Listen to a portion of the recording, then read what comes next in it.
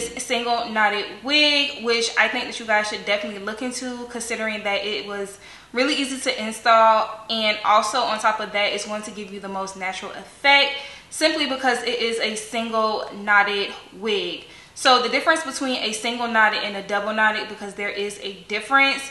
You guys know when you go to bleach your wig units and it's not really lifting very quickly, it's because it's been double knotted or probably triple knotted, you guys, when you can literally see, like literally see where the hair is tied into the lace. So this has been single knotted, so it's going to give you the most natural effect. The hairline is going to be very natural as well, to where it mimics your own hairline, which I absolutely love.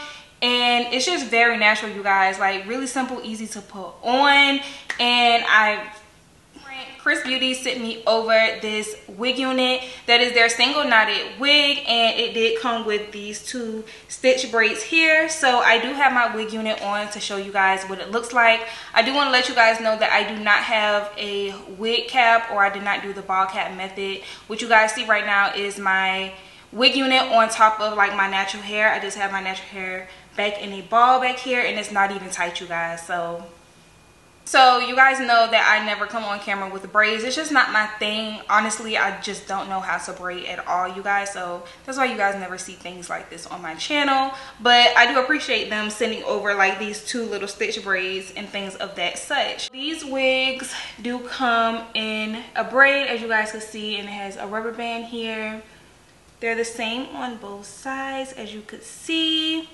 And I am going to apply my wig unit first, and then I'm going to style my hair and take the stitch braids out. And yeah, so as you guys could see, this lace here is more of on like the brown side, as you could see.